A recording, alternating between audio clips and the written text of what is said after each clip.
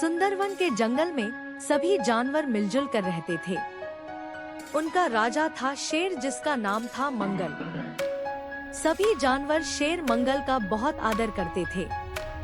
मंगल किसी को नुकसान नहीं पहुंचाता था। वह शिकार के लिए भी दूर दूसरे जंगल में जाता था। एक रात को मंगल अपनी गुफा के बाहर सो रहा था। जंगल के सभी जानवर सो रहे थे। तभी मंगल को खाने की खुशबू आई। उसे भूख लगने लगी। उसने देखा कि उसकी गुफा से कुछ दूर मांस का बड़ा सा टुकड़ा रखा है कि ताजा था। मंगल उस टुकड़े को उठाने के लिए तेजी से वहां गया और उसे खाने लगा। लेकिन यह क्या, तभी ऊपर से एक लोहे का पिंजरा उसके ऊपर आकर गिर गया। मंगल को समझ आ गया कि यह शिकारियों की चाल है। वह दहाड़ मारता, इससे पहले ही एक शिकारी ने उसे अपनी बंदूक से बेहोशी का इंजेक्शन मार दिया। मंगल बेहोश उस पिंजरे में पड़ा था।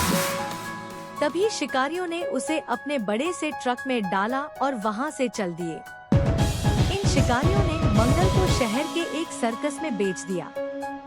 मंगल को जब होश आया तो वह शेरों के पिंजरे में था, जहां और भी शेर थे। मंगल ने कहा, भाई तुम कब से यहाँ कैद हो? एक शेर बोला, भाई मुझे तो कई साल हो गए। अब तो इनके इशारों पर करतब दिखाने पड़ते हैं, नहीं तो हमें खाना नहीं मिलता। अगले दिन से मंगल को ट्रेनिंग देने के लिए एक रिंग मास्टर आया। उसके इशारों को मंगल ने मानने से इनकार कर दिया और दहाड़कर उसे भगा दिया। इससे नाराज होकर सर्कस के मालिक ने उसका खाना पानी बंद कर दिया। मंगल भूखा पिंजरे में पड़ा पड़ा कमजोर हो रहा था। अब उसकी आंखें बंद होने लगी थी। इधर जंगल में जब पता लगा कि उनके राजा शेर मंगल का अपहरण हो गया है तो सभी जानवर परेशान हो गए। भोलू हाथी ने सबको इकट्ठा किया और कहा, हमें अपने राजा को छुड़ा कर लाना होगा, उन्हें ढूंढना होगा। उसकी बात सुनकर सभी जानवरों ने हाँ में सर हिलाकर सहमति जताई। तभी जंगल की ताई मीना लोमड़ी ने कहा, यह बात तो ठीक है, लेकिन पहले पता तो लगे वे कहाँ हैं और किस हाल में हैं। उन शिकारियों ने उनका शिकार कर लिया या उन्हें कहीं बेच दिया। तभी एक हिरण आगे आया और बोला, हाँ ताई जी ठीक कह रही है। मेरे ख्याल से ये काम तो अपना चिंटू बंदर कर सकता है, क्योंकि हम तो शहर जा नहीं सकते, हमारा भी शिकार हो जाएगा। बंदर को शहर में जाने से कोई परेशानी नहीं होती। यह सुनकर चिंटू बंदर बोला, आप सब तैयारी करो अपने महाराज को छुड़ाने की, मैं शहर जाकर पता करता हूँ कि वे कहाँ हैं। चिंटू बंदर उसी समय शहर के लिए रवाना हो गया। इधर बाकी सभी जानवर इकट्ठे होकर विचार करने लगे।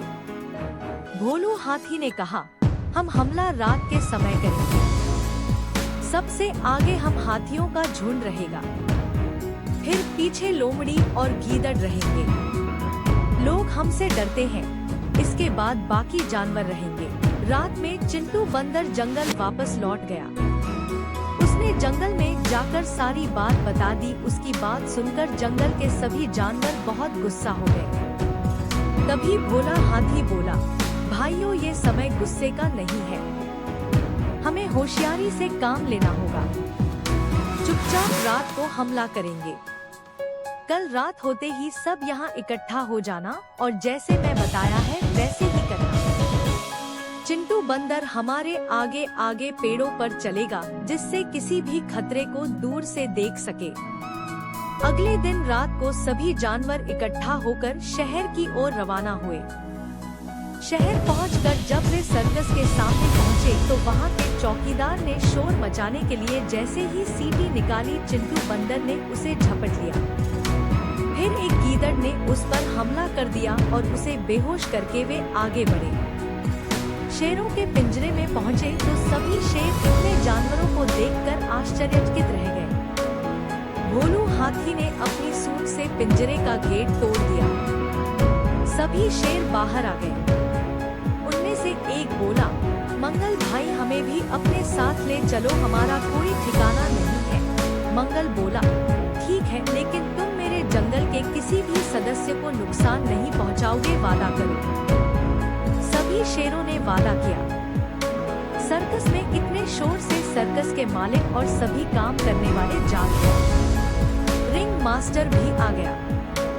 सर्कस का मालिक हाथ जोड़कर घुटनों के बल बैठ गया और बोला, हमें माफ कर दो।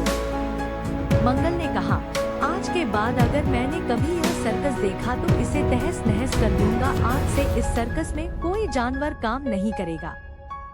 तुम इंसानों को जो करतब दिखाने दिखाओ और इस रिंग मास्टर को काम से निकाल दो। सर्कस का मालिक हाँ में सर हिलाता रहा। सभी जानवर अपनी मस्ती में अपने राजा को लेकर वापस जंगल की ओर चल दिए।